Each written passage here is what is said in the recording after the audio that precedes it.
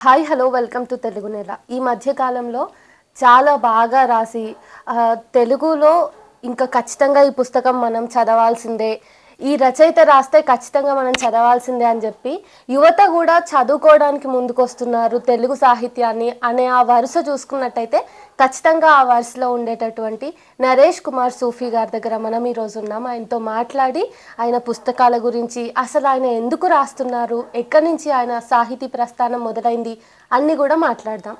Hello అన్న. Hello, ఎలా ఉన్నారు? చెల్తా బాగానే ఉన్నాను. అయితే first of all Naresh Kumar సూఫీలో సూఫీ అనేది కొంచెం అజీబ్గా ఉంది, ఎట్లా అది చేరింది? సూఫీ సూఫీ అనేది అజీబ్గా ఉందా, సూఫీ అనడం అజీబ్గా ఉంది? నరేష్ కుమార్ పక్కన సూఫీ అజీబ్గా ఉంది. అది నరేష్ కుమార్ మా నాన్న పెట్టిన పేరు అయితే, సూఫీ నాకు నేను తెచ్చుకున్న పేరు. అంటే 2012 దాకా ఇప్పుడు నేను మీరు చూస్తున్న సూఫీ లెక్క కాకుండా ఒక మంచి భక్తుడైన సూఫీ లెక్క ఉండటం. అంటే గుడికి పోడు, ఎక్కడన్నా ఇట్లా ఆటోలో కానీ ఇట్లా పోతుంటే గుడి కనిపిస్తే ఇట్లా ఇట్లా దండం పెట్టుకోడు, ఇట్లా ఉండేది. ఎందుకు దేనికోసం అనే ఒక ఇది చిన్నప్పుడు ఏవో ఇవి చదివిపిస్తారు కదా, స్క్రిప్చర్స్ అన్ని చదివిపించాను. దాంతో నాకు నమ్మకాలు ఉండేవి. ఆ తర్వాత ఎప్పుడైతే ఇది సరైనది కాదేమో అనే ఒక చిన్న అనుమానం మొదలయ్యి మళ్ళీ నేను చదివిన వాటిని ఒకసారి చూసుకున్నప్పుడు లేదు, దేవుడు అనే కాన్సెప్ట్ ఇట్లా ఉండదు కదా, దీంతో కాదు అనిపించింది. So then our start. ఇంకో దోస్త్ ఒకడు ఉంటే అంతోని చర్చి పోవడం మొదలెట్టిన, చీమకుర్తిలో ఉండే అప్పుడు. అక్కడ పోయి అక్కడ దాదాపు ఒక 8 నెలలు ఏమో రెగ్యులర్గా చర్చికి ఇట్లా పోయినా. అక్కడ నేను అయిపోయిన తర్వాత లైన్లో నిలబడి అందరూ ఇట్లా పాస్టర్ దగ్గర పోయినాక ఆయన ప్రేయర్ చేసేటోళ్ళు, జస్ట్ పలకరించి ఇట్లా పంపించేటోళ్ళు. అప్పుడు నేను ఆయన దగ్గర 2-3 క్వశ్చన్లు అడిగేటోను అనమాట. ఒక 3-4 ఆదివారాల తర్వాత ఆయన చెప్పిండు అనమాట, ఇట్లా షేక్ హ్యాండ్ ఇచ్చి దగ్గర తీసుకొని, బ్రదర్ మీరు వస్తే సైలెంట్గా ఉండండి, మీరు ఇట్లాంటి క్వశ్చన్లని అడగద్దు, అందరు డిస్టర్బ్ అవుతున్నారు అని. నాకు అర్థమైంది, ఓకే ఈయన ఆన్సర్ చెప్పలేకపోతాను అంటే ఏదో ఇదిగా ఉంది. ఇక్కడ కూడా దేవుడి గురించి వీళ్ళకేం తెలియదు. అంటే దేవుడు లేడు అని అయితే నేను ఎప్పుడు అనుకోలేదు, ఉండడా లేదా నాకు ఇప్పటికీ క్లారిటీ లేదు కాబట్టి దాని గురించి చెప్పాను. దేవుడు ఏంటో వీళ్ళకి అర్థం కాలేదు అనిపించేది. ఆ తర్వాత ఇంకో ఫ్రెండ్ ఆరిఫ్ అని ఉండే, ఆయనతో కలిసి మసీద్కి పోడు స్టార్ట్ చేసిన. ఒక రంజాన్ 2012 ఆ మంత్ రంజాన్ రోజా కూడా ఉండి నమాజ్ ఇట్లా చేస్తా, అది అక్కడికి పోయినా. అక్కడ కూడా సేమ్ ఆ నెల రోజుల తర్వాత నాకు క్లారిటీ వచ్చింది, దేవుడు అనే కాన్సెప్ట్కి వీళ్ళకి ఏం తెలియదు, మతం అనేది ఎట్లా ఉంటుందో కూడా వీళ్ళకి ఏం తెలియదు, జస్ట్ వీళ్ళందరూ ఒక లైన్లో వెళ్ళిపోతున్నారు. ఇవన్నీ కాకుండా అంటే ఇది కొన్ని రూల్స్ పెట్టింది ఈ మతం, ఆ మతం ఇంకొన్ని రూల్స్ పెట్టింది, ఇవన్నిటి బియాండ్ ఏమన్నా ఉన్నదా అని వెతుక్కుంటే నాకు సూఫీజం కనపడ్డది. చిన్నప్పుడు దర్గాకు పోవడము లేకపోతే పీరీల పండుగ ఉండేది, అది నాకు బాగా అనిపించింది. అంటే మళ్ళీ ఒకసారి వెనకెళ్ళి చూసుకుంటే పీరీల పండుగ హిందూ ముస్లిం అని ఏం లేదు, ఇద్దరు కలిసి చేసుకుంటోళ్ళు. దర్గాకి హిందువులు ముస్లింలు కలిసి వెళ్ళేటోళ్ళు, ఇవన్నీ మామూలుగా జరిగిపోయాయి. ఇద్దరు అక్కడ కలుస్తున్నారు, ఈ రెండు ఇక్కడ మాత్రం వేరువేరుగా ఉన్నారు, ఎందుకు అనిపించింది. అట్లా చూసుకుంటే సూఫీజం నాకు ఇటు హిందూజం చెప్పిన కొన్ని వాటిని తీసుకున్నా. అంటే దేవుడిని వాళ్ళు నమ్ముతారు, నిజంగా దేవుడు ఉన్నాడు, అతను మనం ప్రార్థిస్తే వింటాడు. అయితే వాళ్ళు దళారీతనాన్ని తీసిపడేసారు. వాళ్ళ మధ్యలో ఇంకో పూజారినో లేకపోతే ఇంకో మౌలానో ఇట్లా ఎవరిని పెట్టుకోలేదు. డైరెక్ట్ వాళ్ళకంటే మాకు దేవుడు ఉన్నాడు కదా అనే ఇదితో ఉన్నారు. అది ఇక్కడ హిందూయిజంలో కూడా ఉంది ఆ కాన్సెప్ట్. అయితే రెండోది ఏంటి, వాళ్ళు దేవుణ్ణి ఆరాధించడం లేకపోతే దేవుని దగ్గరికి వెళ్ళాలి అనుకున్నప్పుడు వాళ్ళ పద్ధతి, ఇస్లాం ఏం చేసిందంటే ఆర్ట్స్ నిషేధించింది, పాటలు లేవు, డాన్స్ ఉండకూడదు. వీళ్ళు వాటిని పక్కకు దొబ్బేసి పాటతోని లేకపోతే డాన్స్తోని హాయిగా ఇదితోని దేవుడికి ఎంత స్వేచ్ఛగా ఉంటే దేవుడికి అంత ఇష్టం. నీ స్వేచ్ఛ దేవుడికి నీకు అది దగ్గర చేస్తుంది నమ్మిన వాళ్ళు. అండ్ ఇంకోటి, అక్కడ ఖాళీగా కూర్చోవడం సూఫీజం ఒప్పుకోదు. నీ తిండి నువ్వే సంపాదించుకోవాలి, నువ్వు పాట పాడి అడుక్కుంటావా లేదా పని చేసుకొని తెచ్చుకుంటావా, ఏదో ఒక పని మాత్రం నువ్వు చేయకుండా ఖాళీగా ఉండకూడదు. అది నాకు ఎందుకు బాగా అనిపించింది. సో నేను ఇదా ఏది కాకుండా ఉండాలి అనుకుంటే ఏదో ఒకటి అయితే నీకు కావాలి కదా. సో అప్పుడు సూఫీజం బాగా అనిపించింది, యాడ్ చేసుకున్నాను. ఇప్పటికీ ఫాలో అవుతున్నారా సూఫీజం? నేను ఫాలో అయ్యాను, నాకు ఆ వర్డ్ తర్వాత ఆ ఫిలాసఫీ నచ్చింది, సో నేను యాడ్ చేసుకున్నాను అంతే తప్ప నేను మళ్ళీ దాన్ని చేయలేదు. అంటే ఒకవేళ నేను దాన్ని ఫాలో అవడం కనుక మొదలు పెడితే సేమ్ మీ ఇంతకుముందు మతాలను ఎట్లా డిసోన్ చేసుకున్నానో ఇది కూడా చేసుకుంటాను. ఎందుకంటే దేవుడు నా వరకు దేవుడు లేడు ఇప్పటికైతే, అక్కడ కూడా దొరుకుతున్న నమ్మకం నాకు లేదు. అంటే అక్కడ కూడా అర్థమైపోయింది, ఇక్కడ కాన్సెప్ట్ అంతా ఇదే, నువ్వు ప్రార్థించడం మాత్రమే కాన్సెప్ట్, దేవుడు ఉంటాడా లేదా నీకు అనవసరం. నాకు అర్థమైంది అది ఏంటంటే నీకు దేవుడు ఉండడా లేదా అనేది సెకండరీ, నీకు అవసరమే లేని విషయం. అది నాకు ప్రార్థించడం ఇష్టం, దాని ద్వారా కాస్త రిలీఫ్ ఏదో వస్తుంది. ఇక్కడి వరకే భక్తి ఆగిపోతే బాగుంటుంది అనిపిస్తుంది. సో దాని నుంచి ఏమైందంటే ఇప్పుడైతే నాకు ప్రార్థించడం కూడా పెద్దగా ఏం లేదు. నేను ఎక్కడ అంటే ప్రార్థించాల్సిన అవసరం ఏముంది, దేవుడు అనుకుంటూ ఉంటాడు. He know everything. నేనేం కావాలో, నన్ను పుట్టించిండు, నేను పెరుగుతున్నా అనుకుంటే అతనే చూసుకుంటాడు కదా. అదంతా నాకు అవసరం కూడా లేదు. ఆయన పని ఆయనది, నా పని నాది. అప్పుడు ఉన్నప్పుడు దేవుడు ఉన్నాడు, ఉండని. నేను ఉంటాను, ఉండని. ఇట్లా ఉన్నాను. అసలు మీరు ఎక్కడ పుట్టారు, మీ బాల్యం ఎక్కడ నడిచింది అని మీ జీవిత నేపథ్యం ఏముండే చిన్న ఉన్నప్పటి వరకు? నేపథ్యం లాంటిదంటే ఏం చెప్పాలో తెలియదు కానీ చిన్న ఊరు, అది కూడా ఒక తయారు చేయబడ్డ ఊరు నిజంగా. అంటే ఒక ఊరు అంటే దానికి మస్తు చరిత్ర ఉంటుంది కదా. ఇది అప్పుడెప్పటి నుంచో ఇట్లా వస్తాయి. ఒక ఊరు అంటే అది ఏర్పడడానికి చాలా లాంగ్ ఇది ఉంటుంది. అక్కడి మనుషులు రావటము, భూమిని చదువు చేసుకోవడము, ఏదో ఒక ఇదితోని తయారై అది కానీ మినిమం తక్కువ మనకు తెలిసిన ఊళ్ళని 100-200 ఏళ్ళ చరిత్ర, ఇంకా అంతకంటే ఎక్కువ ఉన్న ఊళ్ళు ఉన్నాయి. మా ఊరు వయసే 50-60 ఏళ్ళు ఉండొచ్చు అంతే.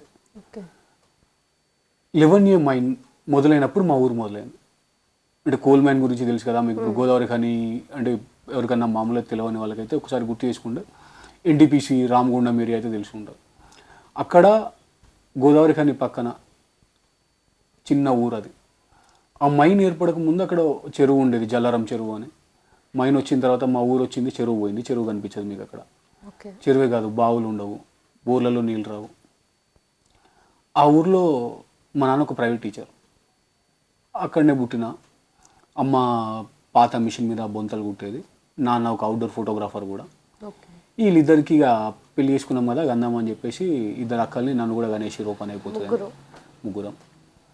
అట్లా పెద్దక్కకి చిన్నక్కకి పెళ్ళిళ్ళు వేసి పడేసారు. వాళ్ళకి అయినంతలా అంటే ఆయన చదువుకున్నాడు కానీ మా నాన్నే కదా, ఆడపిల్లలకి జల్దీన పెళ్ళి చేయాలి, వేసి పడేసిండు. నాకు పెళ్లి చేసే ఛాన్స్ రాకముందే ఆయన వెళ్ళిపోయాడు. అక్కడ ఊర్లో పెరిగిందంతా నాకు తెలిసి ఓన్లీ నాన్నతో మాత్రమే అనుకుంటా, నాన్న అమ్మ. ఊళ్ళో నాకు దగ్గర ఫ్రెండ్స్ అంటూ పెద్దగా ఏం లేరు. ఇద్దరు సతీష్, సదానందని ఇద్దరు ఉంటోళ్ళు. ఊళ్ళో గవర్నమెంట్ స్కూల్, చిన్న స్కూలు. సింగరేణిలో పనిచేసే వాళ్ళు అయితేనేమో ప్రైవేట్ స్కూల్కి వెళ్ళాలి. సింగరేణి లేని వాళ్ళు, సింగరేణిలో పని చేయని వాళ్ళు అయితే గవర్నమెంట్స్కి వెళ్ళాలి. ఇది అక్కడ రూల్ అనమాట. ఇట్లా లైఫ్ ఈజ్ బ్యూటిఫుల్లా ఉంటుంది చూసిన, గోడ అవతల అంతా రిచ్, గోడ ఇదంతా ఇట్లా. అట్లా మా ఊళ్ళో కూడా కొంచెం మినిమం రిచ్ అందరూ మమతా స్కూల్కి వెళ్తారు. మమతా స్కూల్ మంచి, అక్కడ దాదాపు మంచి పేరు ఉన్న స్కూల్ అప్పటికది. మేమేమో ఊళ్ళో 5th క్లాస్ వరకు ఊళ్ళో ఉన్న గవర్నమెంట్ స్కూల్. ఆ తర్వాత చందనాపూర్ అని మా ఊరు నుంచి మంతని పోయే రూట్లో ఉంటుంది. 10th క్లాస్ దాకా అక్కడ. అదే స్కూల్లో నాన్న విద్యా వాలంటీర్గా చేసేది. ఆయనకు 500 ఇచ్చేవాళ్ళు. నాకు ఈ విద్యా వాలంటీర్ల కోసం వసూలు చేసే డబ్బులు నా దగ్గర తీసుకోరు కాబట్టి ఆ స్కూల్లో జాయిన్ అయిపోయాను. మీ లైఫ్లోకి లిటరేచర్ ఎట్లా వచ్చింది? లిటరేచర్ తప్పనిసరి వచ్చేది, అంటే తప్పనిసరి పరిస్థితి అది. ఎట్లా అంటే స్కూల్ నాది వేరే దూరం కదా, 4 kilometers అవతల ఉండేది. పొద్దున 8 o'clockకి నేను బయలుదేరి స్కూల్కి వెళ్ళిపోతే సాయంత్రం 4:30 తర్వాత స్కూల్ వదిలేస్తారు. నేను ఇంటికి వచ్చేసరికి 6 అట్లా అయ్యేది. అంటే ఊళ్ళో ఉన్న నా ఏజ్ పిల్లలతో మాట్లాడుకోవడానికో ఆడుకోవడానికో నాకు ఛాన్సే లేదు. ఆఫ్టర్ 5th క్లాస్ నాకు ఎవరు లేరు, ఇంకా ఫ్రెండ్స్ ఎవరు లేరు. ఆదివారం ఆ ఒక్కరోజు బయటికి వెళ్ళి వాళ్ళతో ఆడుకోవడానికి ఛాన్స్ ఉంది, ఎందుకంటే వాళ్ళు ఆల్రెడీ టీమ్స్ అయిపోయి ఉంటారు, క్రికెట్ ఏదో ఆడుతూ ఉంటారు. అట్లా ఏమైందంటే ఇంట్లో కూర్చుంటే ఇంకేం ఉండదు. ఇంకా నేను ఇది కావడం కోసం పుస్తకాలు అలవాటు అయినా. ఇంకోటి మా నాన్న చెప్పండి, ఆయనకు పాపం వచ్చే ఆ 1000 రూపాయల జీతము 500 నుంచి తర్వాత 1000 రూపాయలు అయింది అనుకుంటా. ఆ 1000 రూపాయలలో ఆయన ఆంధ్రభూమి, స్వాతి, చందమామ, తర్వాత ఊరికి పోయినప్పుడు ఈ మధుబాబు పాకెట్ నవల్స్ ఇవన్నీ తీసుకొచ్చేవాళ్ళు అనమాట. అండ్ ఒక్క విషయంలో మా నాన్న బెటర్గా అనిపిస్తాడు ఎక్కడ అంటే ఆ థింకింగ్. అది చిన్న పల్లెటూరు, ఆయన బిఏనో ఎంతో చదువుకున్నా కూడా అప్పటి మనిషి కదా. సో స్టిల్ స్వాతిలో వచ్చే ఒక రొమాంటిక్ కథలు, నవల్స్ ఉంటాయి. అండ్ సంబరం పేజీ ఉంటుంది. ఇప్పటికీ స్వాతిని బూతు పత్రికలాగా చూసే ఇది ఉంటుంది కదా. స్టిల్ అప్పటికి కూడా ఆయన అది తీసుకొచ్చి అక్కడ పెట్టేవాడు తప్ప దాంట్లో పేజీలు చింపడము, ఇది నువ్వు చదవద్దు, ఇది నువ్వు చదవాలి అని చెప్పడం ఇట్లాంటివి ఏం చేయలేదు. అండ్ నా 5th, 6th క్లాస్ కల్లా నేను ఈ మధుబాబు ఉంటాయి కదా, షాడో నా ఫేవరెట్. అంటే ఈ మహేష్ బాబు వీళ్ళందరూ రాకముందు నాకు షాడో హీరో ఉంటుండే అనమాట. అట్లా ఒక రకంగా పుస్తకాలు చదవడం అనేది షాడో నుంచి వచ్చింది. షాడోతో మొదలై ఆ నవల్స్ ఇట్లా ఉంటాయి. నా 10th క్లాస్ వరకు కొన్ని నవల్స్ అక్కడ అక్కడ దొరికినాయో లేకపోతే ఎప్పుడో ఒకసారి నాన్న పెద్ద నవల్స్ తెచ్చుడు కాదు, పైసలు ఉండేవి కదా, జరా ఎక్కడన్నా ఫ్రెండ్ దగ్గరనో ఇట్లా తీసుకొచ్చినవి ఉంటే అట్లా ఈ ఎండమూరి ఇలా చదివేటోను. తర్వాత తర్వాత అది కూడా బోర్ కొట్టింది, అవేం పెద్దగా కాదు.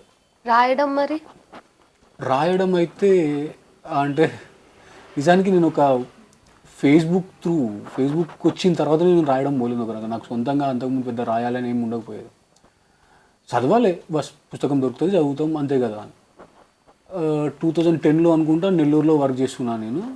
నెల్లూరు అక్కడ ఉన్నప్పుడు చిన్న ఫోన్ ఉండేది నోకియా, దాంట్లో ఫేస్బుక్ ఎవడో వేసి ఇచ్చిండు ఫ్రెండ్, ఇలా ఉంటారా ఇట్లా దోస్తులు మనల్ని కలుస్తారు.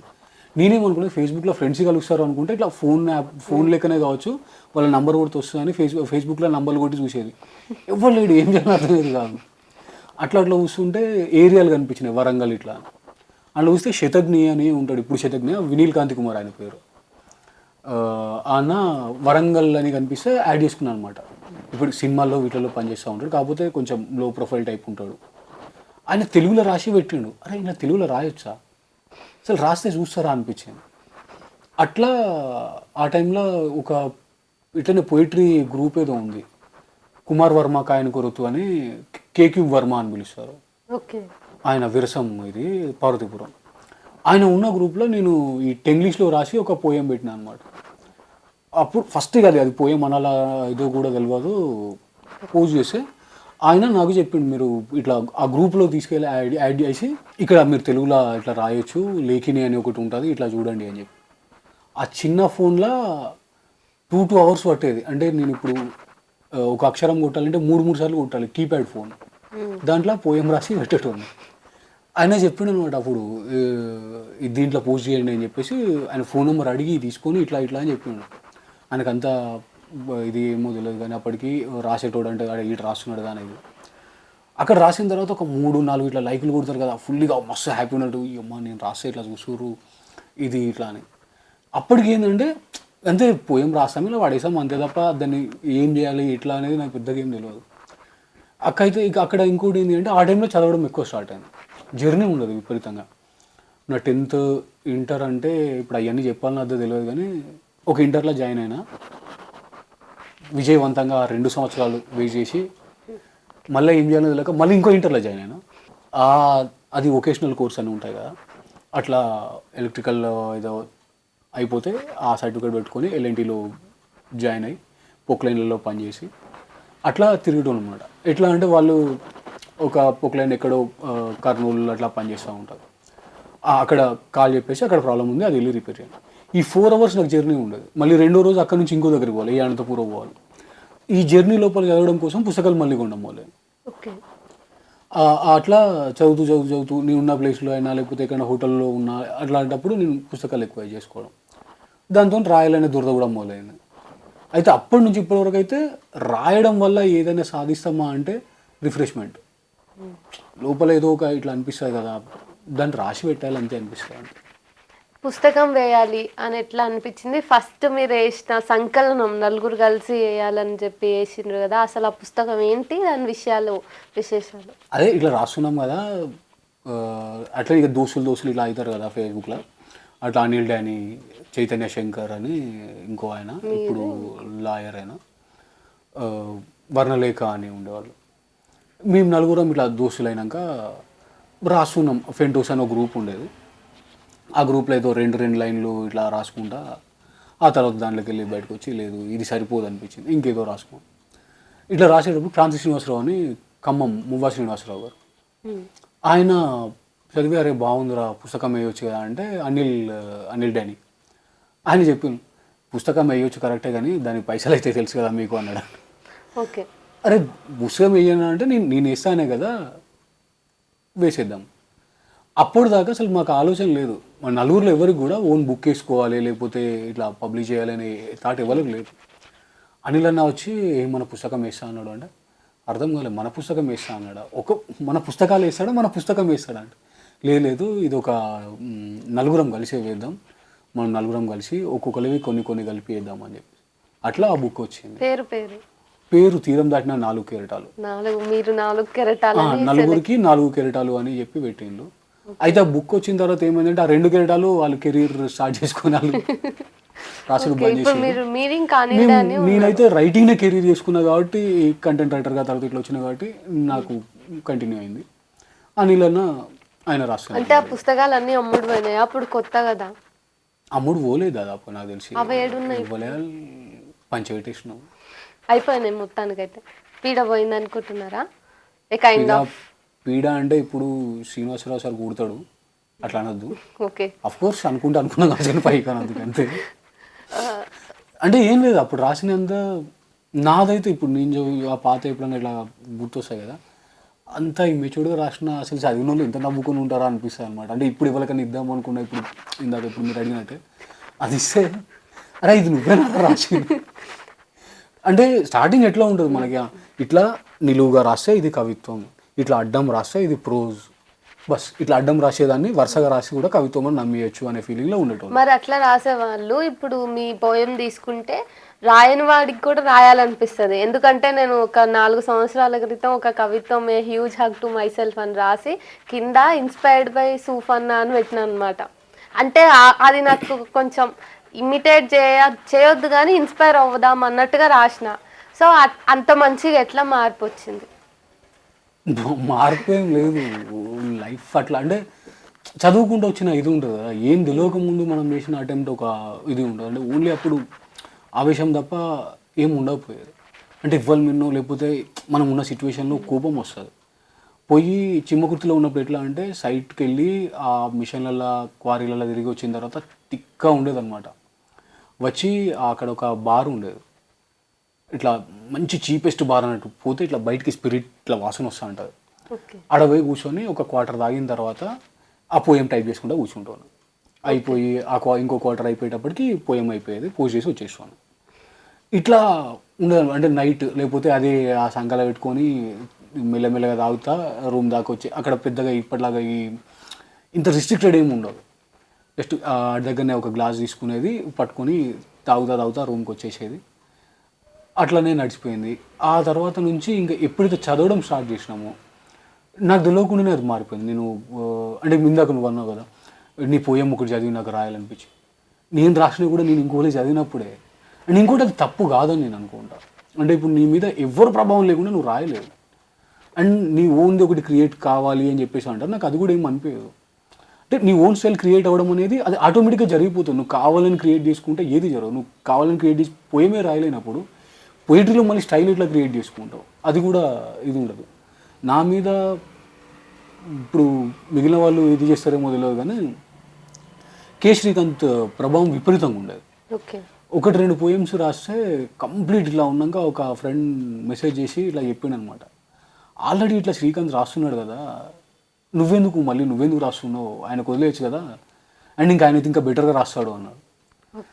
విచిత్రంగా అనిపించింది. ఓహో నాకు అట్లా అంటే నేను కంప్లీట్లీ అట్లా మునిగిపోయినా అనే విషయం నాకు అర్థమైంది. శ్రీకాంత్ అన్న రాసినట్టుగా నేను కూడా రాసి పడేస్తున్నా అంటే ఎంత ఇదికి వెళ్ళిపోయినా. అంటే ఇంకోటి ఏంటంటే ఆ ఫీల్ లేదు, ఆ లాంగ్వేజ్ ఉంది. శ్రీకాంత్ అన్న రాసినట్టు లాంగ్వేజ్ ట్రై చేసినాం అంతే. ఓకే అర్థమైందా, ఇట్లా కూడా చేయొద్దు. మరి ఏం చేయాలి, లైట్ నీకు ఎప్పుడైతే రాయాలనిపిస్తుందో అప్పటిదాకా వెయిట్ చేసేయి. అంటే ఇవాళ పోయం రాయాలి కదా, రే ఇక పొద్దు నుంచి అన్నం తినలేదు, ఇవాళ పోయం కూడా రాయలేదు అన్నట్టు ఏం ఉండాల్సిన అవసరం లేదు. అండ్ నువ్వు రాయకపోతే ప్రపంచం ఏం మునిగిపోదు. అట్లా అనుకున్న తర్వాత నుంచి ఆ టైంకి రావడం మొదలైంది. అది మంచిదా చెడ్డదా లేకపోతే ఆ మార్పు గొప్పదా అని కూడా నేనేం అనుకోను, బట్ ఓకే. అండ్ ఇంతకుముందు నువ్వు అన్నావు కదా, ఇది నీ ఒక పోయం చూసి నేను రాసుకున్నాను. నేను అట్లనే మిగిలిన వాళ్ళ పోయం చూసినప్పుడు లేకపోతే ఆ ఇది జరుగుతుంది, ఆ కొద్దిసేపు ఆ వైబ్ ఉంటుంది. ఇప్పుడు తర్వాత మనకి కవి సిద్ధార్థ, దీపశిల సిద్ధార్థ ఉన్నారు కదా, ఆయన పోయిటరీ కూడా ఆయన ప్రభావం కూడా ఉంది. అంటే ఈ దక్కని ఉర్దూ లాంటి పదాలు కానీ హైదరాబాదీ ఇది కానీ ఇట్లా మునిగి కొద్ది రోజులు బయటికి రాలేకపోయినా, అంటే ఆ రిచ్ ఇది ఉంటుంది కదా ఎక్స్ప్రెషన్, అది మనల్ని మామూలుగా ఉండనివ్వదు. ఇట్లా కొందరు ఉంటారు కదా, వీళ్ళందరూ ఏంటంటే నిజానికి ఈ సో కాల్డ్ కొంతమంది ఒక సెట్ ఆఫ్ పీపుల్తోని వీళ్ళెందుకో విలువ ఇవ్వబడ్డారు. వీళ్ళెందుకు అంటే మీన్స్ ఎట్లా అంటే ఇప్పుడు ఎందుకు అది ఆ కవిత్వం వల్ల ఏం ఒరుగుతుంది సమాజానికి అని. కవిత్వం వల్ల సమాజానికి ఎందుకు ఒరగాలి? నాకు ఇప్పటికీ అదే అర్థం కాదు. నీ సాహిత్యం వల్ల ప్రయోజనం ఏంటి? ప్రయోజనం ఎందుకు ఉండాలి? ప్రయోజనం నాది కాదు కదా, చదివే అతను తీసుకుంటాడు. ఇప్పుడు నేను ఒక పెయిన్ గురించో లేకపోతే దేని గురించో పోయం రాసిన, పోయం నేను రాసేటప్పుడు అవతల వాడికి అర్థం అవ్వాలి అని నా బ్రెయిన్లోకి ఎప్పుడైతే వస్తుందో నేను పోయం రాయను, వ్యాసం రాస్తా, లేదా అతని కోసం ఒక పాఠం రాస్తా. అతనికి ఎంత మారాలి, దేన్ని ఎట్లా అర్థం చేసుకోవాలనేది ప్రతి పాఠకుడికి తెలుసు. రచయిత కంటే పాఠకుడు ఖచ్చితంగా గొప్పవాడయ్యే ఉంటాడు. రచయిత నేర్పించే ప్రయత్నం ఎప్పుడు చేయకూడదు. రచయిత ఆర్ కవి నీకు వచ్చిందని రాసిపెట్టు, నువ్వు ఎవరికో నేర్పించడానికి రాయడం ఏంది? నేనేం టెక్స్ట్ బుక్ పెట్టి సమాజంకి ఏదో నేర్పించేంత గొప్ప వాళ్ళం ఏం కాలేదు, ఏ రచయిత కాలేదు. వీళ్ళు అన్నప్పుడు నాకు అది అనిపించింది అనమాట. సో వీళ్ళని అన్నప్పుడు నాకు అర్థం కాలేదు, ఓకే భావుకత్వము అనేదాన్ని వీళ్ళు ఎట్లా తీసుకుంటారు. భావుకత్వం అంటే ఓన్లీ నా ప్రేయస్ ఎక్కడ ఉంటుంది, ఆమె పెదవులు ఎర్రగా ఉంటాయి, ఆమె నడుము సన్నగా ఉంటాయి అనే ఒకటి కాదు కదా. రేపు ఎక్కడో జరిగే ఒక విధ్వంసం గురించి కూడా వాడు ఆ అమ్మాయిని తీసుకొని చెప్పొచ్చు, ఆమె మీద జరిగిన దాడి గురించి లాగా చెప్పొచ్చు, పాడైపోయిన రోడ్ లాగా చెప్పవచ్చు. సో వీటిని వీళ్ళు అర్థం చేసుకోలేకపోతాను అనే విషయం అనిపించి ఆ రెండో థాట్ ఏంటి అంటే అర్థం చేసుకోలేకపోవడం కాదు, జోనర్స్ వేరు అంతే. కవిత్వం ఇంకోళ్ళకి అర్థమయ్యేటట్టు రాయాలి, అర్థం కాకపోతే వేస్ట్, ఇలాంటి కవిత్వం అనవసరం, ఇలాంటి కవిత్వం గొప్పది, ఇవన్నీ టైంపాస్ కాళ్ళు మాట్లాడుకుంటూ ఉంటారు. మనం వాళ్ళకి పోకుండా ఉండి మనది మనం రాసుకుంటూ సరిపోతుంది అని బస్. భాషాపరంగా మీరు అన్నట్టు ప్రభావం నిజంగానే చాలా పడుతుంది. ఈ పదాలు ఈ పదాల మీద మాత్రం ఖచ్చితంగా కవి దృష్టి పడుతుంది. వీళ్ళు భలే పదాలు వాడుతున్నారు, నేను కూడా ట్రై చేద్దామని. మరి వేరే వేరే రకాలైనటువంటి, ఇప్పుడు కె శ్రీకాంత్ సార్కి ఒక రకమైన పదజాలం ఉంటుంది, ఇప్పుడు మీకొకటి ఉంటుంది, మెర్సీ మార్గరెట్కి ఒకటి ఉంటుంది. మరి మీరు అంటే ఇంత మందిని చదివి ఒక్కొక్కసారి ఒక్కొక్కరిని అంటే ఒక్కొక్కరి ప్రభావం పడ్డప్పుడు ఇప్పుడు మెమరీస్ ఆఫ్ మంగళపల్లెలో మాత్రం మీరు మీ భాషకే వెనక్కి వచ్చేసారు కదా, ఎందుకు? అదే ఇందాక చెప్పింది, మీరు ఎప్పుడైతే దానంతట అది రాయలేని స్థితికి మీరు ఎప్పుడైతే వస్తారో అప్పుడు రైటర్గా మనం రాయాల్సిన అవసరం ఉండదు. ఆ ఏదైతే మీ థాట్ ఉందో ఆ థాట్ రాయించుకుంటుంది, ఆ థాట్ అట్లా మాత్రమే వస్తుంది. అంటే ఇప్పుడు నేను సడన్గా నేను ఇట్లా ఆలోచించుకుంటే కొంచెం జోష్ మూడ్లో ఉండి మైకేల్ జాక్సన్ని గుర్తు తెచ్చుకుంటా. నాకు మైకేల్ జాక్సన్ తెలుగులో ఇట్లా పాడుతున్న ఆలోచన రాదు. వచ్చిన అది మళ్ళీ ఆ యాక్సెంట్ మైకేల్ జాక్సన్ ఇట్లా ఈ టైప్లో ఇట్లా వస్తుంది తెలుగు అనుకుంటా తప్ప మైకేల్ జాక్సన్ ఘంటసాలలాగా పాడతారా అని చెప్పేసి నాకు అనిపించదు. బికాస్ మన మూడ్ ఆ ఎక్స్ప్రెషన్ని ఆ లాంగ్వేజ్ని డ్రైవ్ చేస్తుంది. ఆ మూడ్లో లేకపోతే నేను ఎప్పుడైతే మంగళపల్లి గురించి నేను గోదావరి జిల్లా యాసలో రాయలేను, ఎందుకంటే అది అవ్వదు. అట్లా ప్రయత్నించాను అనుకోండి, నేను ఏదో ఇప్పుడు రాసే ఈ సోఫిస్టికేటెడ్ ఈ పుస్తకాల్లో ఉండే టెక్స్ట్ బుక్ తెలుగు రాసిన అనుకోని అది ఎట్లా ఉంటుందంటే అదులే ఇక మళ్ళీ ఎవరైనా ఫీల్ అవుతారు, ఎవరికి తాకుతుందో ఎందుకు అని చెప్పేసి అది కరెక్ట్ కాదనిపిస్తుంది. అండ్ ఇంకోటి అది నేను రాయలేను కూడా. ఎప్పుడైతే మనం మనది కాని భాషలో మనది కాని ఎక్స్ప్రెషన్ని చేస్తున్నామో మనం వేరే స్కిల్ ఉండాలి దానికి, ఓన్లీ ఎమోషన్ ఉంటే సరిపోదు. ఆ రాసే స్కిల్ ఒకటి ఉంటుంది. అంటే నువ్వు ఏది ఇచ్చినా కూడా రాయగలిగిన ఒక కమర్షియల్ రైటర్స్ అని కొంతమంది ఉన్నారు, వాళ్ళు అదే భావుకత్వం, అంటే వీడెంత ఉద్వేగంగా రాయగలుగుతాడో ఆ ఉద్వేగాన్ని కూడా వాళ్ళు గొప్పగా ఏ ఫీలింగ్ లేకుండా రాయగలుగుతారు. అంత స్కిల్ మనకు లేదు. సో ఈ మెమరీస్ ఆఫ్ మంగళపల్లె కావచ్చు, లేదంటే నా పోయంలో వచ్చే ఇంగ్లీషు తెలుగు మిక్స్డ్ ఇవి కావచ్చు, నా ఓన్ లాంగ్వేజ్ ఆ టైంకి అది డ్రైవ్ చేస్తుంది నన్ను అంతే. ఆ టైం మళ్ళీ ఇంకోటి ఏంటంటే నేను ఎడిట్ చేసుకోవాలి. ఎక్కువ మంది సీనియర్స్ చెప్తారు కదా, ఎడిట్ చేయాలి, కవిత రాసిన వెంటనే వేసేయొద్దు, దాన్ని ఒక 2-3 రోజులు మాగనివ్వాలి, జాడీలో పెట్టి మీదకెళ్ళి వాసన కట్టాలి, ఇట్లా చెప్పేది. ఎందుకు అంతసేపు వెయిట్ చేసుడు? ఎప్పుడైతే నేను పోయంని ఎడిట్ చేస్తున్నానో నా మూడ్ని కూడా ఎడిట్ చేసుకుంటున్నా కదా నేను ఒక స్టేట్ ఆఫ్ ఆ మూడ్ ఏదైతే ఉందో అది నేను రాసే లాంగ్వేజ్ని. అంటే నేను అప్పుడు కోపంగా ఉన్నా, అసహనంగా ఉన్నా, 2 బూతులు వచ్చేసినాయి, లేదు సంతోషంగా ఉన్నా, ఒక హ్యాపీ ఏదో ఇంగ్లీష్ వర్డ్ ఒకటి వచ్చింది. నేను ఎప్పుడైతే ఒక 2 hours తర్వాత 3 hours తర్వాత 3 days తర్వాత దాన్ని బాగు చేయాలని చూస్తే అరే ఇక్కడ ఇది వచ్చింది, దీన్ని మార్చేస్తున్నా. నేను లాంగ్వేజ్ని ఎడిట్ చేయట్లేదు, నా ఎక్స్ప్రెషన్ని ఎడిట్ చేసుకుంటున్నా, నా మూడ్ని ఎడిట్ చేసుకుంటున్నా. అప్పుడు దానికి మీనింగే లేదు కదా. సో రాసేటప్పుడు లాంగ్వేజ్ ఎట్లా ఉంటుంది అనేది అది మనం ఎక్కడి నుంచి ఆలోచిస్తున్నాం, ఎటువైపు నుంచి ఆలోచిస్తున్నాం, ఏ ప్లేస్ నుంచి ఆలోచిస్తున్నాం, అండ్ మనం అప్పుడున్న మూడ్ ఏంటి, ఇవన్నీ కలిసి దాన్ని నిర్ణయిస్తాయి. అయితే మెమరీస్ ఆఫ్ మంగళపల్లిలో మీ మీ అమ్మ గురించి ఉంది, మీ అక్క గురించి ఉంది, మీ నానమ్మ గురించి ఉంది. అమ్మమ్మ ఆ, ఓకే నానమ్మ ఎట్లుంటుందో మా నాన్నకే తెలియదు. సారీ. అయితే మిగతా మహిళల గురించి ఎక్కువ మాట్లాడలేదు ఎందుకు? మిగతా మహిళలు అంటే ఆ టైంకి నా జీవితంలో మిగతా మహిళలు ఎవరు లేరు. ఆ టైంకి అంటే అన్ని రాసిన ఎప్పుడు నా 10th క్లాస్కి ముందు ఉన్న అనుభవాలు అవన్నీ కూడా. సో ఆ టైంకి మన జీవితంలోకి మనమే బాలులం కాబట్టి ఆ టైంకి మహిళలు ఇంకెవరో వచ్చే ఛాన్స్ లేదు. ఓకే. అండ్ ఇంకోటి స్కూల్ క్రష్లు కూడా నాకు ఏం లేవు. ఎందుకంటే స్కూల్లో మా నాన్న ఎట్లా ఉండేదంటే మా అయ్య అంతా ఇట్లా కొంచెం జోవియల్ టైప్ అన్నట్టు, అందరినీ ఆడపిల్లందరినీ ఏం బేటా ఎట్లా ఉన్నావు ఇట్లా పలకరించేటోడు. సో అట్లా నా సీనియర్లు నా క్లాస్మేట్లు అందరూ నాకు అక్క చెల్లె ఇట్లా మహిళలు అంటే క్రష్ కూడా ఏం లేకుండా గర్ల్ ఫ్రెండ్స్ గురించి ముందర అడుగుతా. మహిళలు ఇన్ ద సెన్స్ గ్రామీణ మహిళలు ఉంటారు కదా. గ్రామీణ మహిళలు ఉంటారు ఓకే. అయితే ఒకటి రెండు రాయాలని చూసినా నేను, అంటే గుర్తుండే చిప్పగుర్తు లక్ష్మి అని మా అమ్మమ్మ వాళ్ళ ఫ్రెండ్ ఆమె.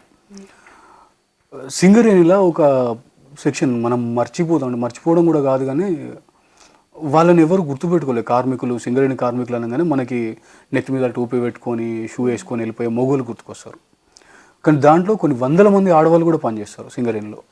అంటే వీళ్ళు మైండ్లోకి దిగరు కానీ కొలిం దగ్గర అక్కడ ఉండే ఆఫీసులలో క్యాంటీన్లో, తర్వాత గుట్కాలు అంటారు, ఇది బ్లాస్టింగ్కి వాడే బాంబు ఉంటుంది కదా దాన్ని గుట్కాలు అని పిలుస్తారు. అక్కడ కావాలి ఉండడము లేకపోతే ఇట్లాంటి పనులు చేసే ఆడవాళ్ళు చాలామంది ఉంటారు.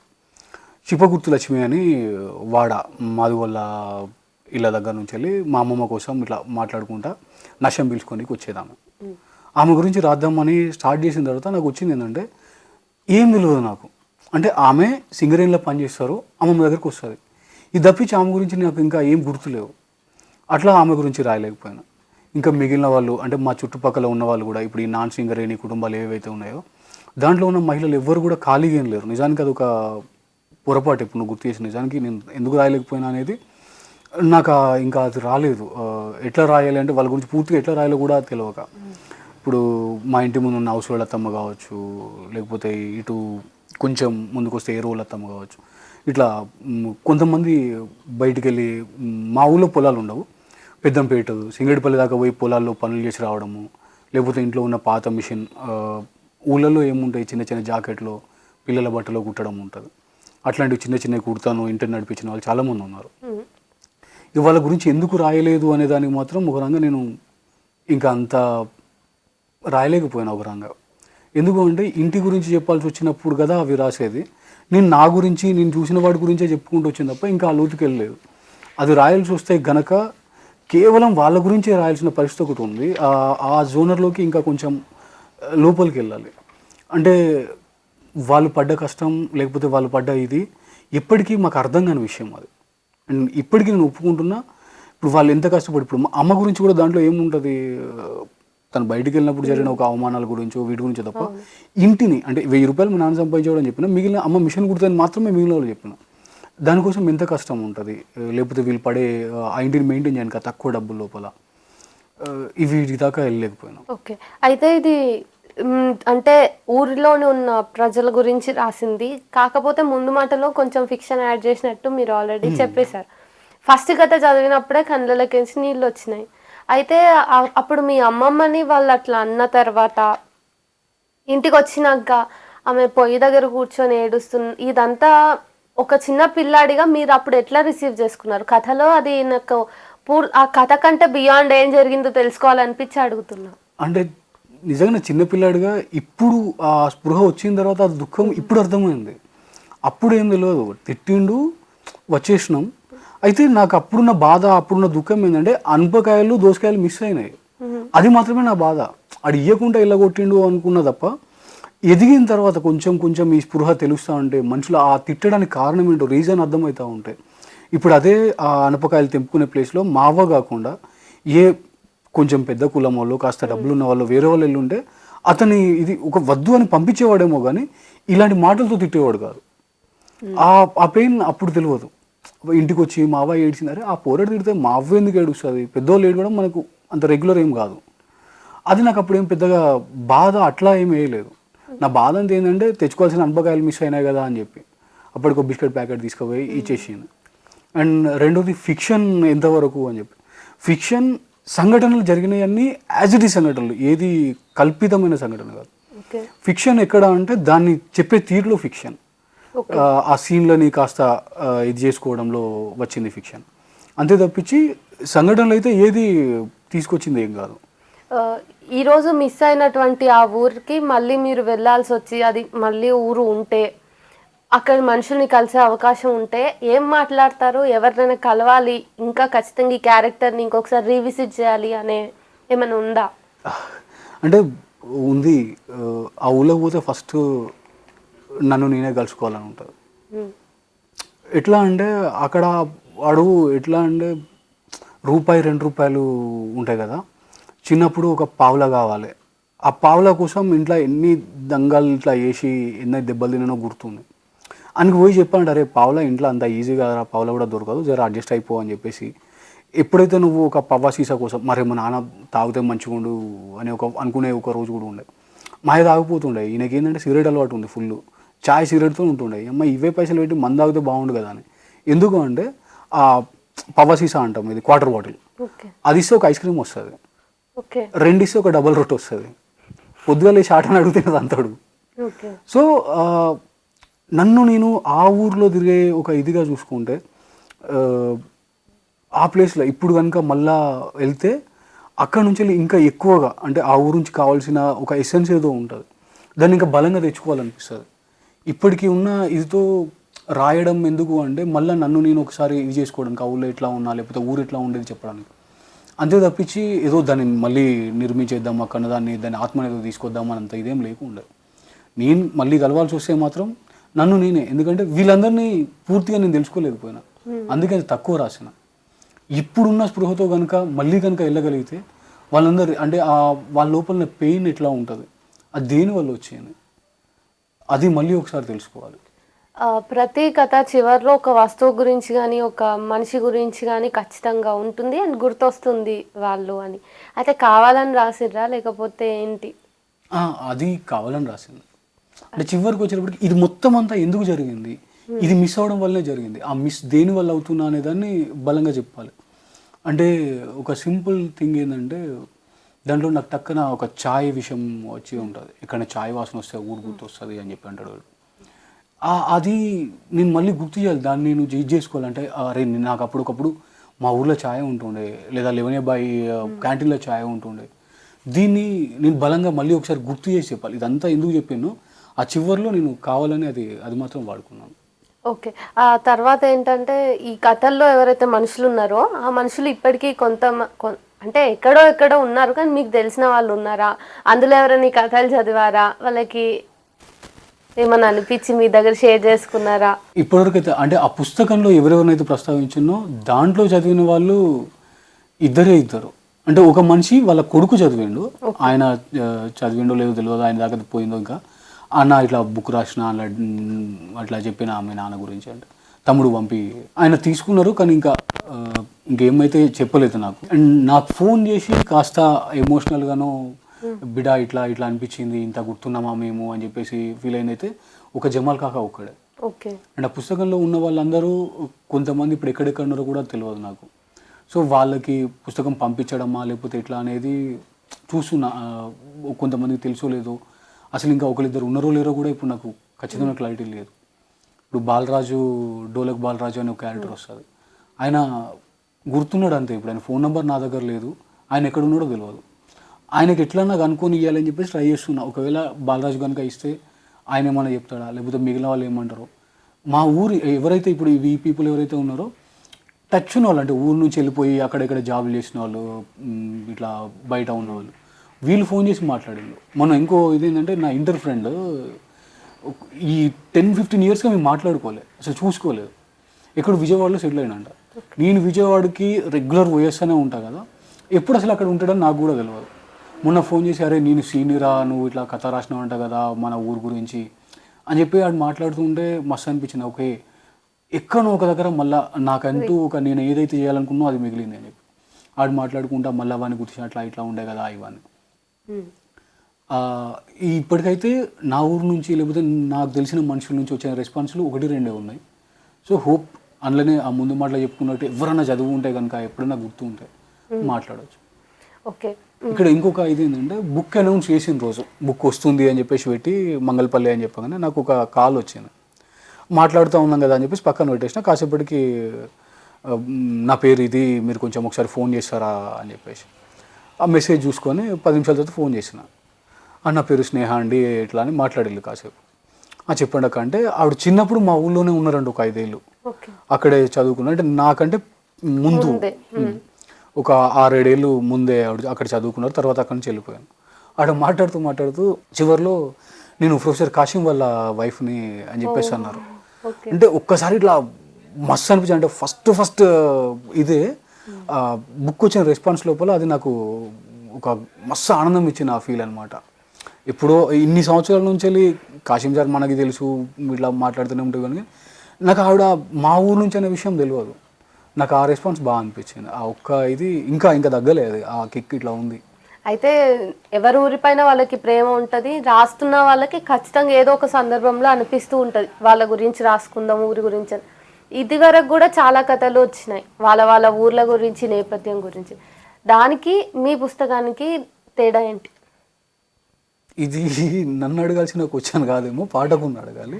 సరే వాట్ ఐ ఫీల్, నేనేమనుకుంటా అంటే అది నేను రాసిన ఇది లోపలనో లేకపోతే నేను తలుచుకున్న ఇది లోపలనో మా ఊరు ఒకటే కాదు, నిర్వాసిత గ్రామాలు కొన్ని వందలు ఉన్నాయి. అండ్ తెలంగాణకే తీసుకుంటే మాకంటే ముందు మానేరు డ్యామ్ కట్టిండ్లు, లోవర్ మానేరు డ్యామ్, దాని కింద కొన్ని పోయినాయి. మా మంగళపల్లి పోవడానికి ఇంకో ముందే 7-8 ఊళ్ళు ఓపెన్ కాస్ట్ కింద పోయినాయి. వీళ్ళందరూ ఇదే ఫీల్ అయి ఉండొచ్చు కదా నా లెక్కనే. అంటే ఒకటి రాసిన తర్వాత అనిపించింది నాకు, ఒక రాయడం అనే ఒక చిన్న స్కిల్ ఏదో వచ్చింది, నేను రాస్తున్నా కదా, మిగిలిన వాళ్ళంతా అయ్యింది, వీళ్ళందరి పరిస్థితి ఏంటి అనిపించింది. సో ఈ దుఃఖాలన్నీ లేకపోతే రాసింది నేను ఒక్కనే కాదేమో, నా ఒక్కడి గురించి ఏమో కాదేమో. ఇప్పుడు అందులో ఉన్న ఒక పిల్లడు ఉంటాడు, వాడుకున్న అనుభవాలు, ఏ అనుభవాలు ఇట్లాంటివే ఫీల్స్ ఆ పర్టికులర్ ఊళ్ళల్లో ఉండే వాళ్ళకు కూడా ఉన్నాయి. సో రాయడం నేనే, కానీ రాసింది నేను మాత్రమే కాదు, అది నా ఒక్కడిదే కాదు, నా ఒక్కడి ఫీలింగే కాదు. ఇక మిగిలిన ఊర్లకి వీటికి తేడా ఏంటి అంటే కొన్ని ఊర్లు ఇంకా ఉన్నాయి.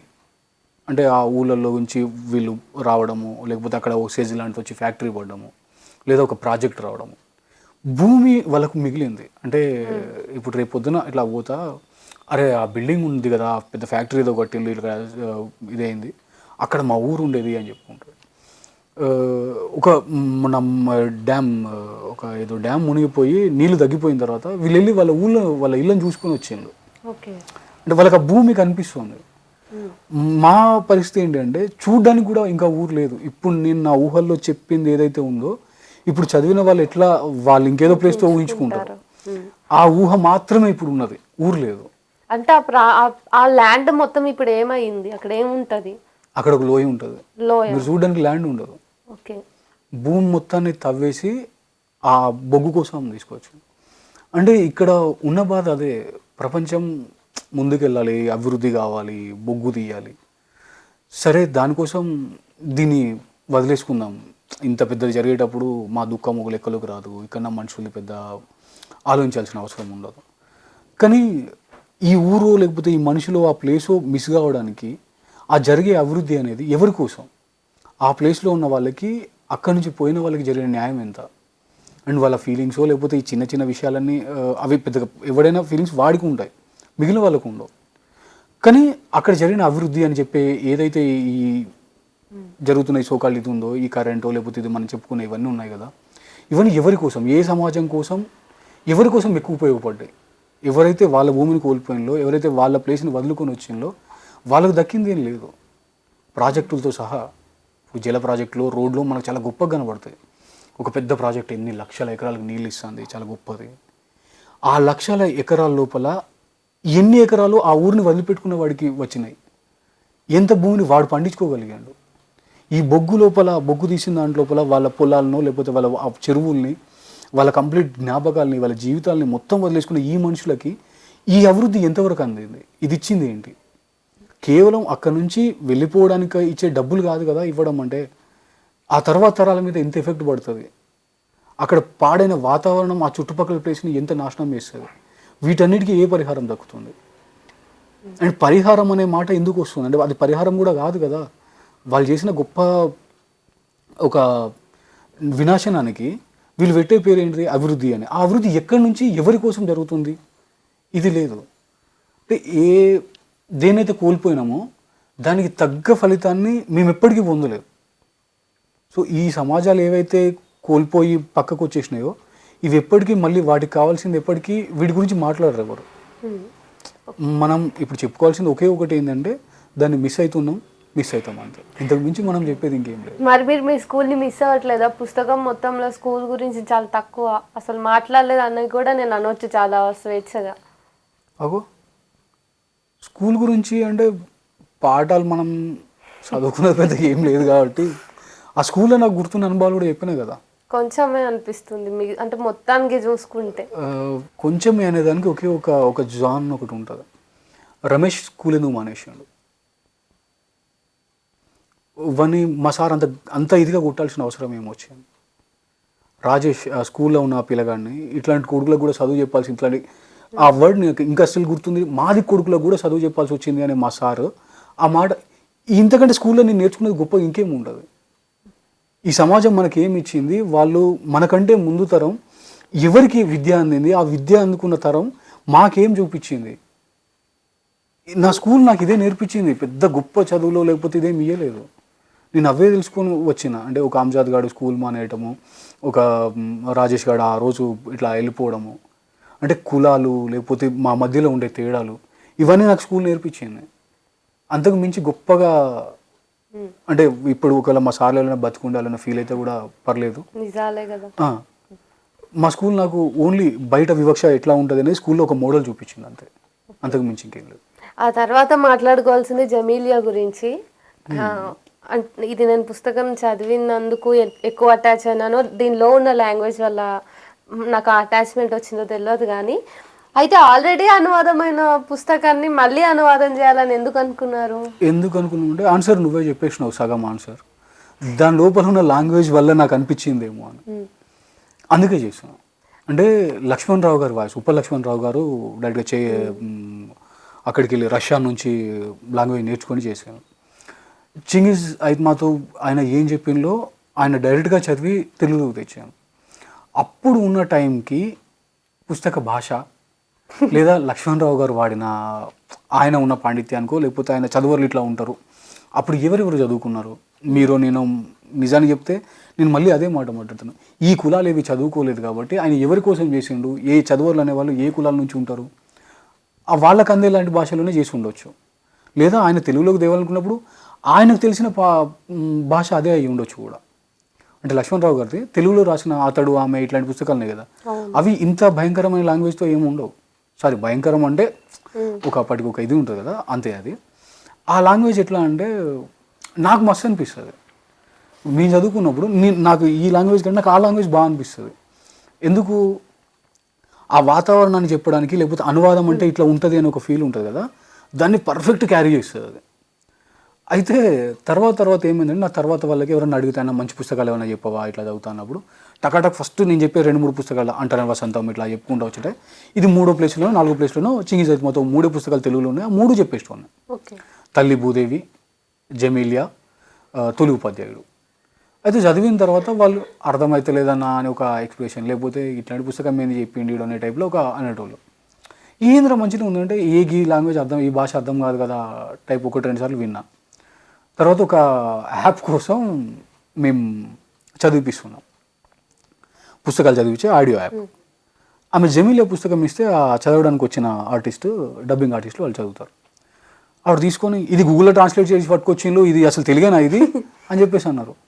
అక్క అట్లా కాదు, అది అసలు ఇది ట్రాన్స్లేట్ చేసే టైంకి లారీ పేజ్ ఇంకా అప్పుడు స్కూల్లో చదువుకుంటుండు, గూగుల్ లేదప్పటికి అని చెప్పాలనుకున్నా కానీ చెప్పలేకపోయినా. లేదు మ్యామ్ ఇది ఇట్లనే చదవాలి అంటే, లేదు నార్మల్గా చదవచ్చు కదా మనం, ఇప్పుడు ఇంత ఇట్లా ఎందుకు చదవాలి అని. ఆయన అట్లా రాసిండు కాబట్టి మనం అట్లా మనకి ఇంకో ఛాన్స్ లేదు మనం ఇప్పుడైతే అని చెప్పేసి అనేటప్పుడు అనిపించింది, అరే నిజంగానే ఇది మామూలు లాంగ్వేజ్లో మళ్ళీ ఒకసారి రాయొచ్చు కదా. బికాజ్ నేను దాన్ని ఎంజాయ్ చేసిన ఆ పుస్తకాన్ని, అద్భుతమైన ప్రేమ కథని. నిజానికి అది ప్రేమ కథ అనే షుగర్ కోట్తోని ఇచ్చిన అప్పటి రష్యన్ వాతావరణం ఎట్లా ఉంది, అంత పెద్ద విప్లవ మార్పు లేకపోతే అంత పెద్ద యుద్ధం జరిగిన తర్వాత అక్కడ ఆడవాళ్ళ గ్రామీణుల జీవితాలు ఎట్లా ఉన్నాయి, అప్పటి తెగల ఆచారాలు ఇంకా దాంట్లో ఉంటాయి, అవి ఎట్లా ఉన్నాయి, స్త్రీల పరిస్థితులు ఏంటి, ఫుడ్ దొరకని పరిస్థితులలో ఎట్లాంటి దారుణాలు జరిగినాయి, ఇవన్నీ చెప్పిన నవల అది. దీన్ని మేము చదివేసి ఓన్లీ కేవలం జస్ట్ లాంగ్వేజ్ అర్థం కాలేదు అనే చిన్న కారణంతో ఎందుకు వదిలేయాలి. అది అప్పుడు ఒకసారి అనుకున్నాం మేము ఆ యాప్లో పనిచేసేటప్పుడే, మహి వెంకట సిద్ధారెడ్డి అని ఉన్నారు కదా, వాళ్ళతో అనుకున్నప్పుడు అరే ఇది ఇట్లాంటివి చేస్తే బాగుంటుంది కదా అని. అప్పుడు వాళ్ళు శరద్ మన దేవదాస్ కూడా అట్లా చేయించే ప్రయత్నం ఒకటి చేశాను. అప్పుడు అనుకున్నాం, తర్వాత ఇక అది పక్కకు పడిపోయింది. మొన్న ఒక 2-3 నెలల ముందు జస్ట్ ఎంత ఒక 15 days లోపల అయిపోయింది ఇది. శేషు ఇట్లాగే అడిగి నువ్వు చేస్తావా అన్నాడు. ఇట్లనే మాట్లాడుకుంటున్నావు, ఏ లాంగ్వేజ్ బాగా ఇదిగా ఉన్నది అన్నాడు బా వీడు కూడా అని. ఆ రోజు ఫోన్ వచ్చింది, నువ్వు మాట్లాడుకున్నావు, నేను అడుగుదాం అంటున్నావు, నువ్వు చేసేయచ్చు కదా అన్నాడు. సరే మరి చూద్దాం ప్రయత్నిద్దాం అనుకున్నా. తీసుకున్నాక నాకు అక్కడ ప్రాబ్లం ఏమొచ్చింది, ఉప్పల్ లక్ష్మణరావు గారు చేసింది రష్యన్ నుంచి, ఆ లాంగ్వేజ్కి ఆయన వర్ణించిన తీరు వేరుగా ఉంది. ఇప్పుడు నేను దాన్ని సరళీకరణ చేయాలా, అనువాదం అనాలా? సరళీకరణ అనే సాహసం నేను చేయలేను, ఎందుకంటే ఆయన కరెక్ట్ చేయడం అనే మాటే అదొక సాహసం, ఆయన్ని నేను తక్కువ చేయలేకపోయినా. అప్పుడు నాకు ఇంకోటి ఏంటంటే ఇది ఇంగ్లీష్లో కూడా ఉంటుంది కదా, సో ఇంగ్లీష్ వెర్షన్ కూడా తీసుకొని దాని నుంచి చేసుకున్నాను. అప్పుడు నాకైనా అడ్వాంటేజ్ ఏంటి అంటే నా ఓన్గా చేయగలిగిన, అంటే మళ్ళీ ఇదే పద్ధతిలో చేయాలి లేకపోతే అప్పుడు ఏమైతే మళ్ళీ ప్రభావం పడేది. అవును, అయితే ఇది స్వేచ్ఛానువాదం అనుకోవచ్చు. ఆఫ్ కోర్స్ ఏదో పేరు ఇవ్వాలి కాబట్టి అట్లా అనుకోవచ్చు. అయితే అనువాదం బాగుందా, సొంతంగా రాసిందే బాగుందా, అంటే రాయడానికి మీకు కంఫర్ట్? ఎప్పుడు కూడా సొంతంగా రాసేది బాగుంటుంది. అనువాదంకి బ్యారికేడ్స్ ఉంటాయి, మన సొంతంగా మనం దాంట్లో మార్పు చేయడానికి ఉండదు. ఇప్పుడు రైటర్ మూల రచయిత ఏదైతే చెప్పిండో దాన్ని మనం తెలుగులోకి తీసుకొచ్చేటప్పుడు ఆయన ఏం చెప్పిండో అంతే చెప్పాలి, మన సొంత పైత్యం వాడే ఛాన్స్ ఉండదు. అంటే మనకు అనిపించవచ్చు అరే తెలుగులో ఇట్లా అయితే ఇట్లా ఇట్లా చెప్తే ఇంకా మస్తు ఉంటుంది కదా, ఇప్పుడు ఆ లాంగ్వేజ్లో వొకాబులరీ ఒక తీరు ఉంటుంది, అది వాళ్ళకి అవుతుంది. రెండోది మనం చెప్పాలి ఇట్లా కాకుండా ఇంకో రంగా చెప్తాం, అంటే చంద్రుడి గురించో పొలాల గురించో చెప్పేటప్పుడు ఇప్పుడు మనకు పచ్చని పొలాలు వరి పైరు ఉండే ఇది వేరు, గోధుమ గడ్డితో గోధుమ పొలాలు వేరు. సో రెండింటిని వర్ణించేటప్పుడు అది వేరు ఉంటుంది.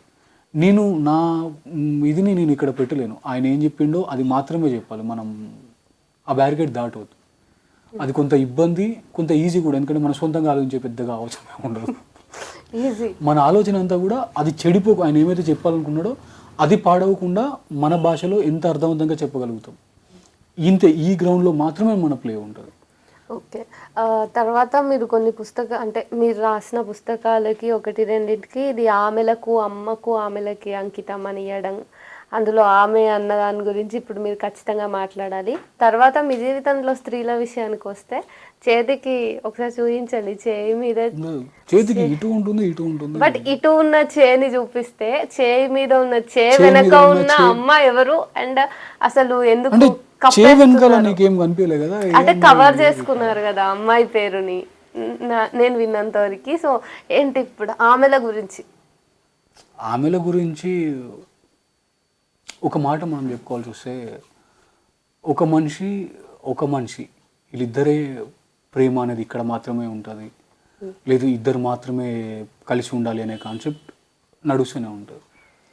అయితే ఇది పెళ్ళికి సెట్ అవుతుందేమో కానీ, అంటే బియాండ్ ఒకే దగ్గర ఉండాలి అనుకో, ఒక మనిషికి జాలి ఉండొచ్చు లేదా ఒక కన్సర్న్ ఉండొచ్చు, దానివల్ల వాళ్ళు మనకు దగ్గరే ఉండొచ్చు.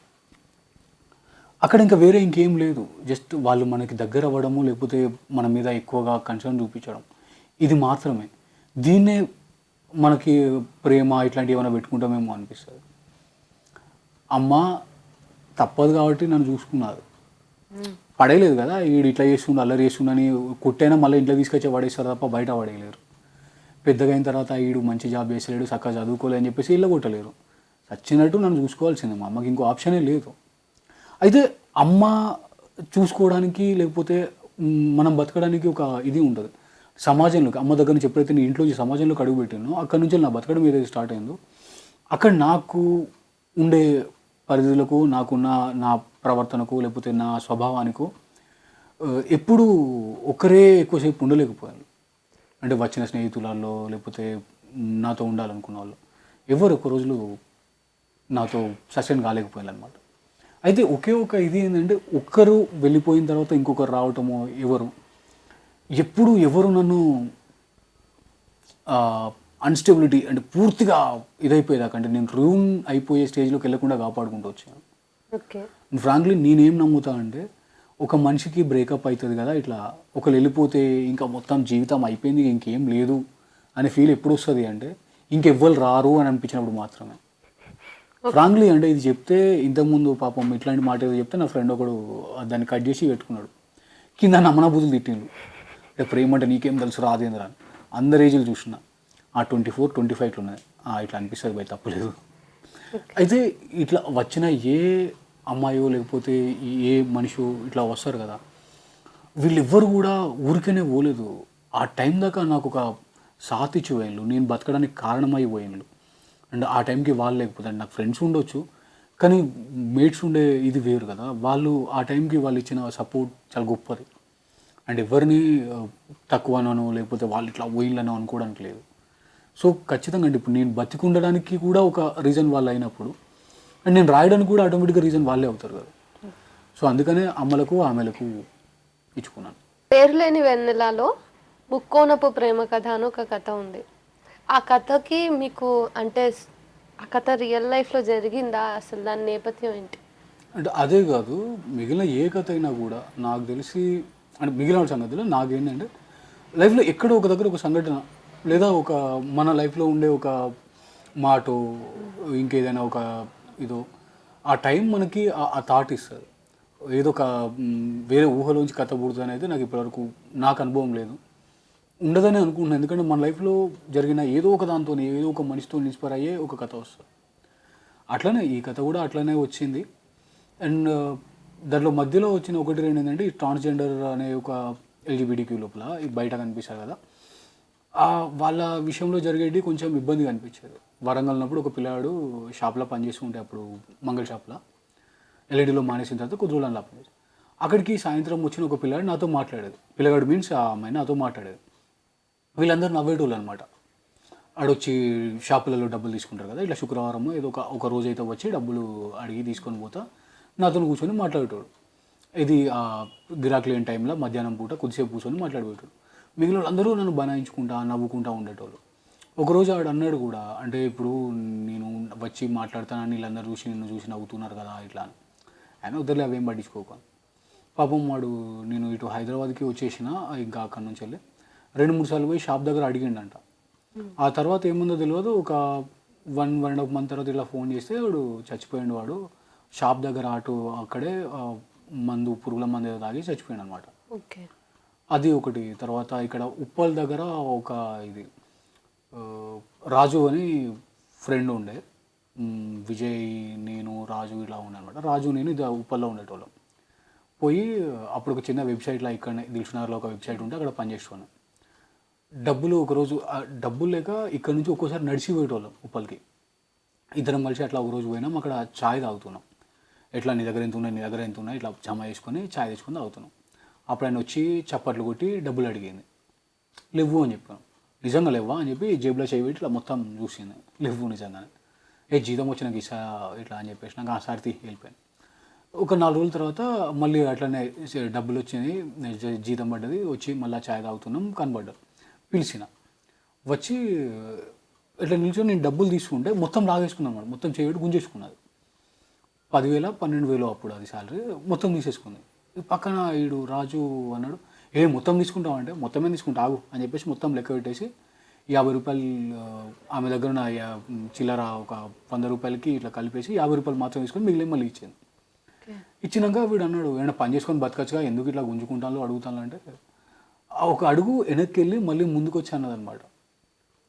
పొద్దుగల మీ ఇంటికి వచ్చేసి గిన్నెలన్నీ కడిగి పెట్టేస్తా, మీ రూమ్ ఊడ్చిపోతా, నేను మీ ఇల్లు ఊడ్చిపోతా, నాకు పని ఇస్తావా? ఇటు సపోర్ట్ చేయలేదు అన్నది. పని చేసుకుంటాడైతే పనే చేసుకుంటాం, మాకు పని ఎవరు ఇయ్యరు, అందుకే ఇది చేస్తున్నా నేను అని చెప్పేసి వెళ్ళిపోయింది అక్కడి నుంచి. కరెక్టే అనిపించింది. అంటే ఇప్పుడు ఆ మాట ఇంకెవరితో నన్ను ఉంటే ఆన్సర్ ఉండేది కాదు, ఏదో ఒక పని చేసుకొని బతకొచ్చు కదా అని. ముందు పని అంటూ దొరకాలి కదా వాళ్ళకి.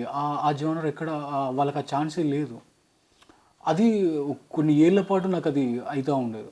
అంటే ఈ అమీర్పేట్ దగ్గర ఒక బ్యాచ్ ఉండేటోళ్ళు, వాళ్ళు ఇట్లానే వాళ్ళైతే ఇంకా గుంజుకొని ఇట్లా ఇది చేసేవాళ్ళు అనమాట. అప్పుడు నాకు ఎందుకో కోపం రాలేదు. ఎందుకు అంటే ఇంకో ఛాన్స్ లేదు వాడికి, మరి ఏం చేస్తారు అంటే ఇప్పుడు ఆ 10 రూపాయలు తీసుకోవచ్చు కదా, ఎందుకు 10 రూపాయలే తీసుకోవాలి, నువ్వు తక్కువే దూరం పెట్టవచ్చు కదా. లేదు, వాడు పడ్డ అవమానానికి వాడు అంతకంత ఎక్కడో ఒక దగ్గర ఫ్రస్ట్రేషన్ తీరాలి, వాడు కోపం పోవాలి కదా. మన కోపం ఇంట్లో పిల్ల మీనో లేకపోతే ఫ్రెండ్ మీనో ఎక్కడో ఒక దగ్గర తీరిపోతుంది. వాళ్ళకి ఆ ఛాన్స్ లేదు. ఈవెన్ సెలూన్ దగ్గరకు ఆటో డ్రైవర్ మీద మనం మర్చినట్టు కూడా వాళ్ళు అరవలేరు. ఇంకేం చేస్తారు, ఓకే అనుకుంటున్నాను. వాళ్ళు అట్లా నాకు ఎప్పుడు పెద్దగా వాళ్ళతో ఇబ్బంది పడే సందర్భాలు ఏం లేవు. తర్వాత మిగిలిన వాళ్ళందరూ మాట్లాడినప్పుడు అనిపించేది, వాళ్ళ నుంచి పడ్డ ఇబ్బంది మాత్రమే మాట్లాడుతున్నారు కానీ వాళ్ళకు మనమేమి ఇస్తున్నాం అనేది లేదు కదా. ఆ తర్వాత కొంచెం ఇట్లా బయటకు వచ్చి మనుషులతో కలవడం, ఈ సంఘాల లోపలనో ఇట్లా ఉన్నప్పుడు కొంతమందితో మాట్లాడినప్పుడు అర్థమైందన్నమాట, ఓకే వీళ్ళ లోపల ఇప్పుడు నాకు తెలిసిన ఇట్లా పర్ఫెక్ట్ ఇంగ్లీష్ మాట్లాడుతూ ఉండేటోళ్ళు లేకపోతే ఇట్లా ఉండేటోళ్ళు చాలామంది చూస్తాను కదా, రచన కావచ్చు, మౌగ్లీ కావచ్చు ఉన్నారు. వీళ్ళందరినీ చూసిన తర్వాత అనిపించింది, అరే ఈ జోనర్లో మనం ఎక్కడో మిస్ అవుతున్నాం. అంటే ఏంది, ట్రాన్స్జెండర్ లేదా ట్రాన్స్ పీపుల్ అనగానే మనకు ఓన్లీ వీళ్ళు మాత్రమే గుర్తుకొస్తున్నారు. అంటే ఇంకా చాలా జెండర్స్ ఉన్నాయి కదా. ఇంకా విచిత్రం ఏంటంటే మనకి ట్రాన్స్ ఉమెన్ కనిపిస్తారు, ట్రాన్స్ ఉమెన్, ట్రాన్స్ మెన్ కనిపించారు. అంటే ఇక్కడ కూడా ఆ కమ్యూనిటీలోకి వెళ్ళడానికి ఆడవాళ్ళకి ఛాన్స్ లేదు. మగవాళ్ళు కాబట్టి ఇంట్లోంచి పారిపోవడం ఏదో చేసి వీళ్ళు బయటకు వస్తున్నారు. మెన్గా ఎక్కువగా ఉండాలనుకున్న అమ్మాయిలకు ఆ ఛాన్స్ కూడా లేదు, లాకెళ్ళి పెళ్లి చేసేయడమో ఇట్లనే ఉంటుంది. అంటే ఇక్కడ కూడా ఆఖరికి ఏదైతే మనం ముట్టుకోకూడని ప్లేసు లేకపోతే అది చాలా తక్కువ ప్లేస్ అనుకున్నామో ఆ ప్లేస్లోకి వెళ్ళడానికి కూడా ఆడవాళ్ళకి స్వేచ్ఛ లేదు. ఇక్కడ కూడా మళ్ళీ మగవాళ్ళకి ఎక్కడో ఒక దగ్గర ఉండే ఒక ఇది పనిచేస్తుంది. ఇవన్నీ ఆలోచించుకుంటూ ఉన్నప్పుడు వచ్చింది థాట్, అంటే వీళ్ళిద్దరూ అక్కడి నుంచి మొదలైన ఈ మెల్లమెల్లగా నాకు వీళ్ళతో ఉండే ఒక్కొక్క చిన్న చిన్న అనుభవము, వాళ్ళతో మాట్లాడిన తీరు, ఇవన్నీ కలిపారు. ఇట్లా అయితే ఎట్లా ఉంటుంది. అండ్ నా ఓన్ ఇది లోపల ఉన్న ఇంకో ఫ్రెండ్కి ఇదైంది కూడా. అప్పుడు వాడు ఒకరోజు చెప్పిండు అనమాట, ఇట్లా అమ్మాయి ఇద్దరం మాట్లాడుకున్నాం కానీ మా ఇద్దరికి కుదరలేదు, ఇద్దరు ప్రొఫెషన్స్ నాకు గొప్పగా అనిపించినాయి.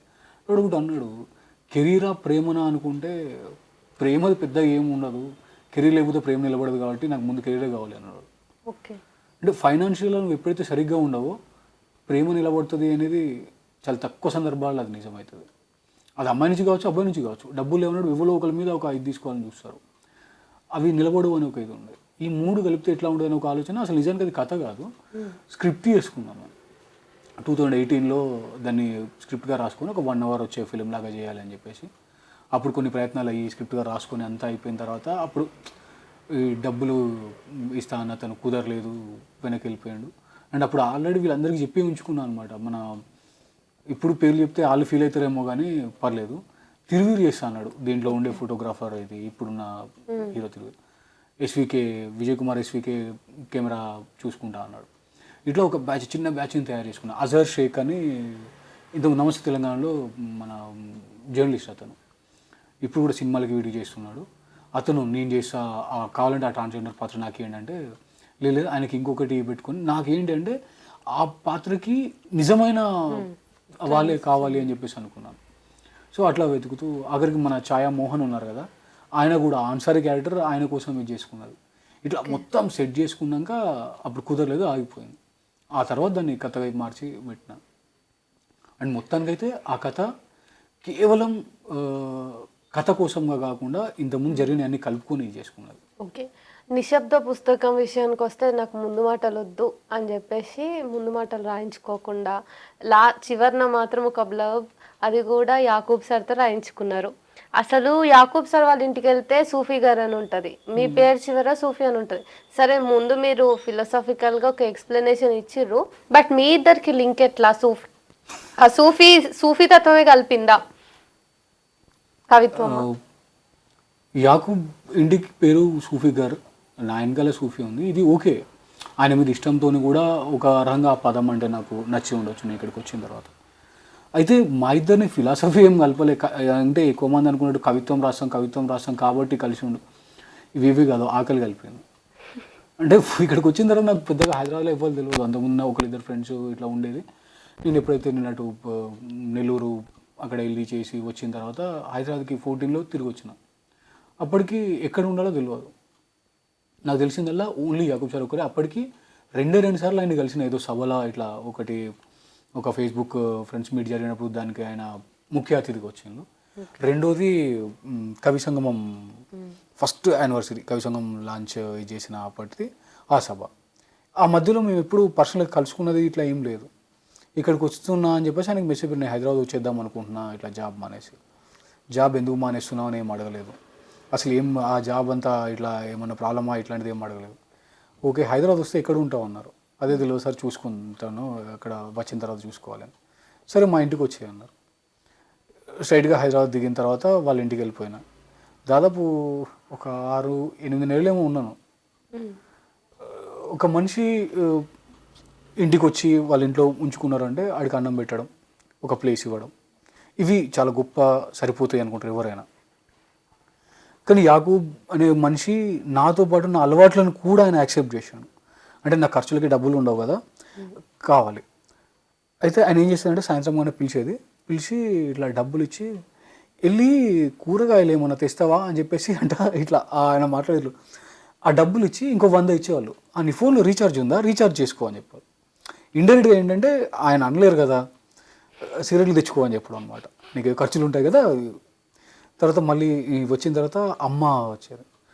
డాడీ ఇప్పటిదాకా కూరగాయలు తెమ్మన్నారు కదా, ఇదిగో ఈ 100 తీసుకో, నీకేమైనా అవసరమా? ఇట్లా ఇద్దరు అమ్మ ఇచ్చిండ్రు ఆయన ఇచ్చిండ్రు అంటే పర్లేదు ఉంచు అని చెప్పేసి మళ్ళీ ఇచ్చేవాళ్ళు అనమాట. అంటే నాకు ఉండే అలవాట్లతో సహా నన్ను యాక్సెప్ట్ చేసి నన్ను ఆ ఇంట్లో ఉంచుకొని. అంటే మామూలుగా ఎవరైనా ఏం చెప్తారో, నువ్వు సిగరెట్ తాగొద్దు, ఇలాంటి మానేయి, లేకపోతే నేను ఇవ్వను, లేదా నువ్వు సిగరెట్ ఖర్చు పెడతావు అంటే నేను ఇవ్వను, ఇట్లాంటి కొన్ని ఉంటాయి.